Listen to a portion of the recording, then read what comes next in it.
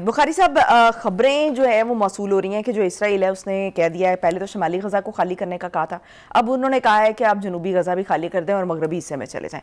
तो इसमें इस खबर में कितनी सदाकत है और अगर ऐसा होने जा रहा है तो इसका नतीजा क्या निकल सकता है? देखिए, पहली बात तो यह है कि इस तरह की खबरें तो आ रही थी, कोई दो राय नहीं है उसके बारे में। जहाज़ों से पर्चियाँ गिराई उन्होंने वहाँ कि आप ये जनूबी गज़ा जो है इसको भी खाली कर दें। बाद में जब उनसे शायद इसके ऊपर कमेंट शमेंट मांगे गए हैं तो मीडिया को उन्होंने बताया कि नहीं जी, हमने तो ऐसा कुछ कहा नहीं है। बदकिस्मती की बात यह है कि पहले तो लोग शुमाली गज़ा छोड़ के कोई 15 लाख के करीब लोग जो हैं वो जनूबी गज़ा में जाके पनाह लिए हुए हैं। वहाँ से कहाँ जाएँ? एक तरफ समुंदर है, दूसरी तरफ इजिप्ट बॉर्डर खोलने के लिए तैयार नहीं है, तीसरी तरफ अगर वेस्ट बैंक भेजने का इरादा है उनका, इसराइल खुद बैठा हुआ है, वो रास्ता देगा तो वो कैसे जाएंगे वहाँ से? क्या वो सलामती से पहुँच जाएंगे वहाँ के नहीं? ये बहुत सारे सवालिया निशान है। देखिए, आज जो कुछ गज़ा में हो रहा है ये बहुत पहले से प्लान शुदा है, ये बिला वजह नहीं है। It is not a sudden situation. ना इसका ब्लेम जो है वो यानी गज़ा के लोगों पर रखना चाहिए, हमास इसकी ज़िम्मेदार नहीं है।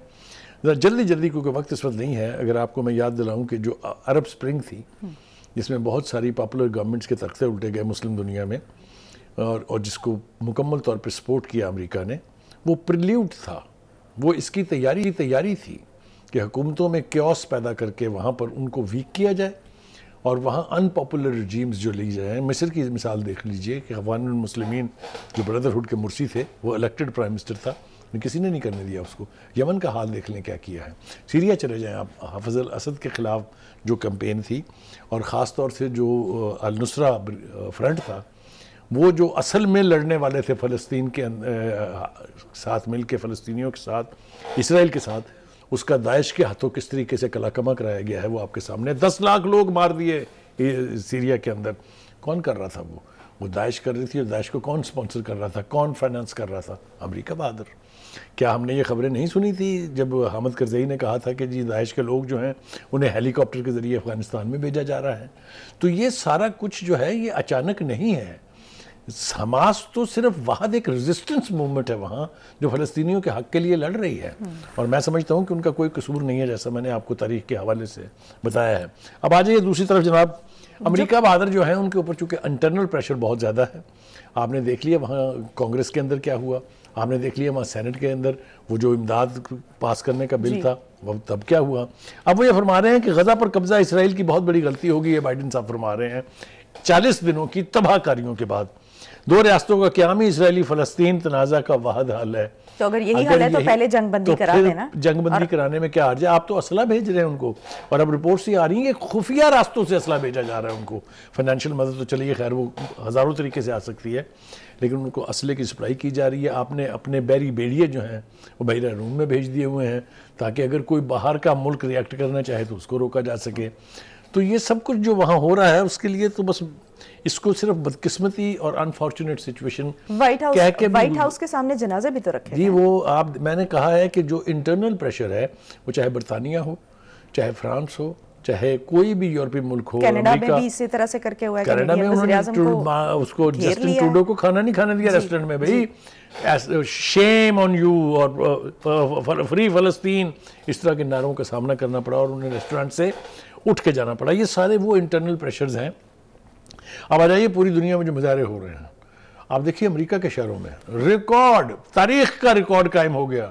1-1 लाख 10-10 लाख लोग जुलूस में आए। बरतानिया में देखिए क्या हुआ, लंदन में, और फिर उसके बाद क्या नतीजा निकला आपने देखा। उसकी जो सुनक साहब हैं उनकी जो कैबिनेट के अंदर जो रिशफल हुई है वो सारी उसी का शाखसाना है। तो बुखारी साहब, ये जो भी सलामती कौंसिल में जो करारदाद पेश हुई तो उसमें आप देखेंगे लोगों ने वोट पहली बात तो ये कि ये 5वीं करारदाद है जिसके हक में ज़्यादा वोट आए हैं, मगर इसराइल ने उसको मुस्तरद कर दिया है।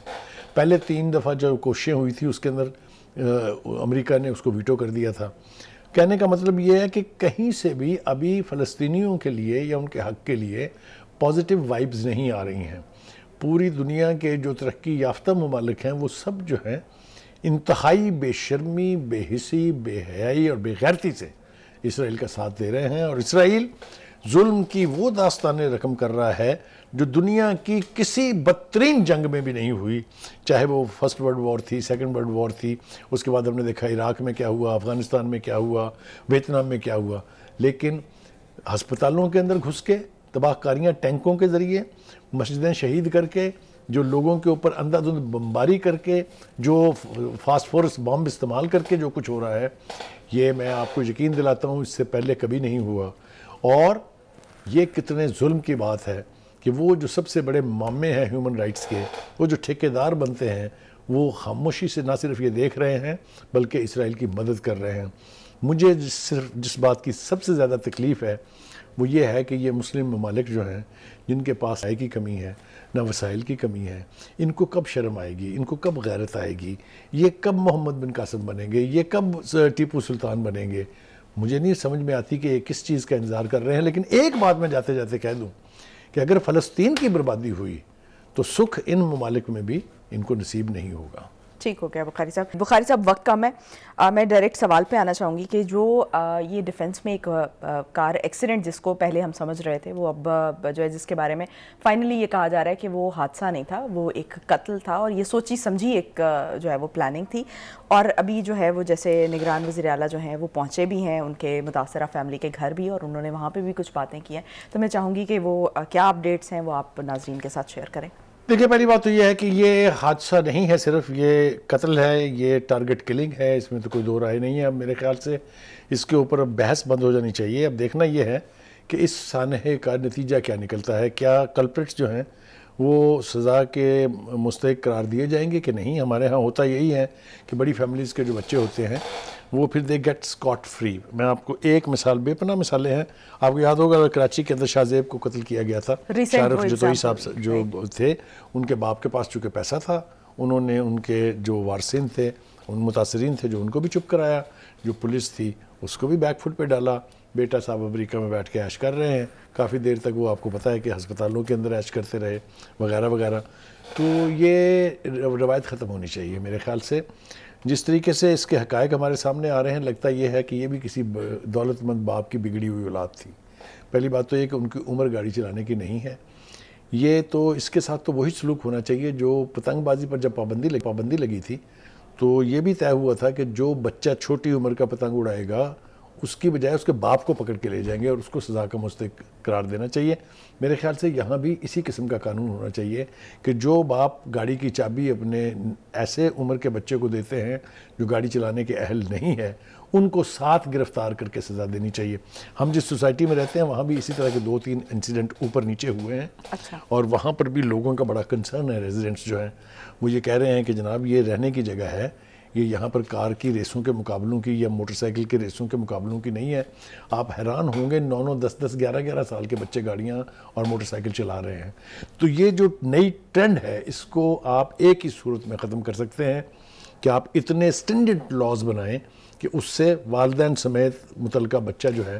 تو بخاری صاحب لاز تو آلریڈی موجود بھی ہیں نا، لیکن وہ یہی بات ہے، وہ جو آپ والی بات کہ جو ریچسٹ پیپل ہیں وہ کیا کرتے ہیں، یا ایلیٹ جو ہے وہ اس کا فائدہ اٹھاتی ہے اور غریب کو دبا دیا. دوسری بات یہ کہ تھوڑی سی تعریف کرنی چاہیے میرے خیال سے جو وزیر اعلیٰ ہیں محسن نقوی صاحب.